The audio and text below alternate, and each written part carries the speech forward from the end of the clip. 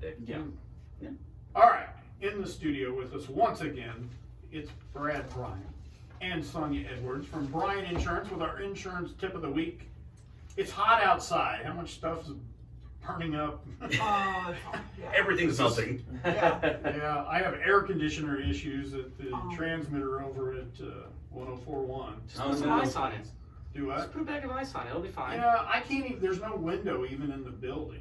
There's no. You can't there's open no it up way. and get some breeze in there. Well, yeah. I could open it up, but what do you want to do? Say, hey, come on over. Yeah. You know, everything under the sun. Yeah, no, and yeah, that's true. So we're limping along on that one. We got an air conditioning guy coming out this morning.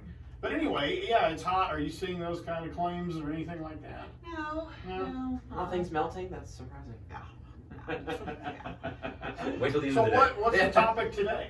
Well, we were going to talk about recreational vehicles because apparently some people are still going on vacation this summer. I wouldn't know.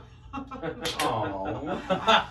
Just kidding. I just am sad that we didn't get to go anywhere, but all the places we like to go, we couldn't go if we wanted to. So You know that you have enough vacations that you've been to really last a lifetime. I know, You know I that, know. right? You're fairly well traveled. Yeah. Not to mention your conventions you've Yeah. gotten to go to. So. So I digress. That's not what we're not talking about. Yeah. All of a sudden, yeah, you stopped preaching and started meddling. Yeah. But because of the different climate right now, a lot of people are using RVs as opposed to maybe going and staying in a hotel somewhere. So we thought we would talk about RV insurance. And most of the time, a lot of parks right now are still limiting camping. And so they don't allow tent camping or free camping. It's only RV camping because of the enclosed environment, and also they have their own bathroom facilities because they don't want the campsites to use their facilities. So if most places you're only allowed to use an RV or a travel trailer of sorts. Yeah, that was the experience that I had. We took my family with our motorhome, and it was safe because we were all contained. It's all our stuff. It's all right there. And we nothing we did involved us having to interact with other people really. Right. And so we were hiking and things like that. It was great. But so tell me about RV insurance. Maybe I can save some money on this. Well, there are a lot of different insurance companies that offer RV insurance. We represent several at BIA Insurance. And there's the obvious stuff like liability and collision. Right. You know, okay, that's pretty basic. But there are some interesting endorsements that you can get that Brad and I have been reading up on. One of them that we thought was really interesting was pest damage protection that provides coverage for damage to motorhome caused by rats, mice, insects, birds, and other non-domestic animals or rodents Squirrels. or vermin. Oh, Yeah, yeah. exactly. Yeah. Especially when you leave your RV outside in Yeah. the field for 2 or 3 years, and you open it up and you're like, oh, lovely, look at that, everything's been chewed up. Yeah. So that's an endorsement that you can get on some RV policies. So that's something to ask your agent about. There's also Roof coverage is a big one. Roof coverage, really? I didn't know that was an option. Mhm. So with a lot of these RV policies out there, they have specific endorsements for the roof, because most of the time with insurance companies, they will exclude the most hazardous portions Right. of, what will cost them the most money. And with RVs, is the roof. Yes. And because those things they get damaged. And some Yes. of them are membrane versus metal. There's all sorts of different requirements there, so they have special endorsements specifically designed for your roof. Yep.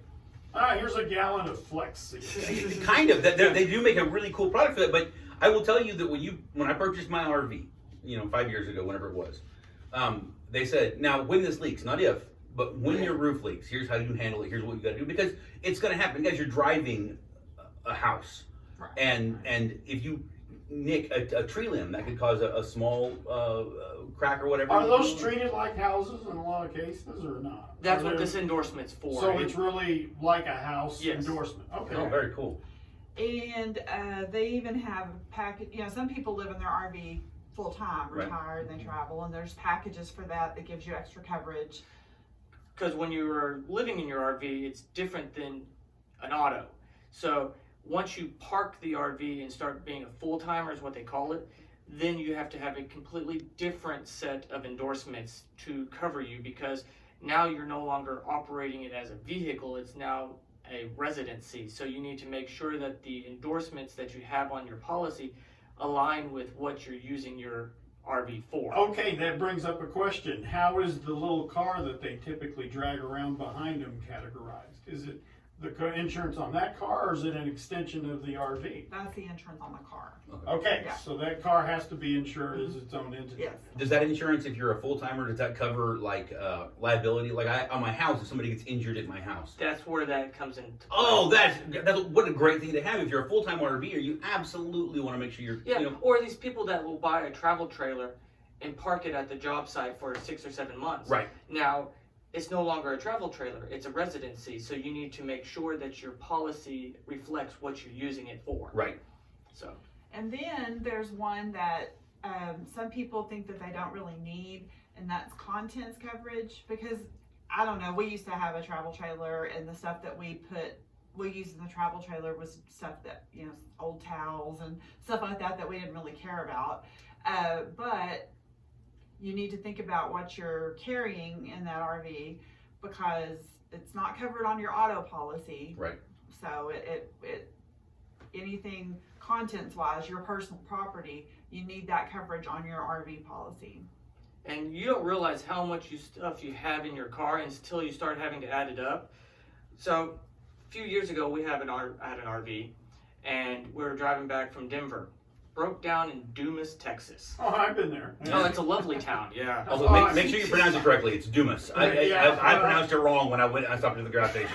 Not okay. They get really upset about that. Oh, and, we broke down there, and so we had the Jeep on the back of the RV, and we drove the Jeep back home. Right. Left the RV there at a repair shop. Two nights later. 2 months later. 2 nights later. Oh, 2 nights later. A few crackheads decided to throw their fist through our window, Oh. busted it out, cut their hand, and started rifling through all of our stuff with bloody hands. Oh no. Yes. So all of our clothes, our contents, everything was covered in blood. Ugh. So I didn't realize how much stuff you actually end up putting in an RV until you start adding it up. Yep. And it ended up costing a significant amount. So those are things that you need to realize, that it might not be, it could be just simple as, a little break-in that could cost you a lot of money. So, Good to yeah. know. So I guess just calling you, if you have an RV, calling you guys and saying, here's what I have, here's what I use it for, you guys would have the skill to sit down and look, and here's what you need. Yes. Okay, Yes. quick question. Is it based on the policy on like how many times you typically use it in a year? Is it adjustable that way, There's or is it a flat rate? There's different styles of policies out there depending on the rating of what you need it for. Mhm. Most of the time it's rated off of your driving history, because you are driving it, and that's where the primary stuff is. Now, if you're a full-timer, it'll be based off of more your claims Your claim and history, history, sure. where you're parking it at, what type of RV is it. Is it going to be under a canopy? Is it going to be on the open? Is it going to be in a RV park versus just like, a lot on the side of the road? There's a lot of different factors that can, adjust the rate accordingly.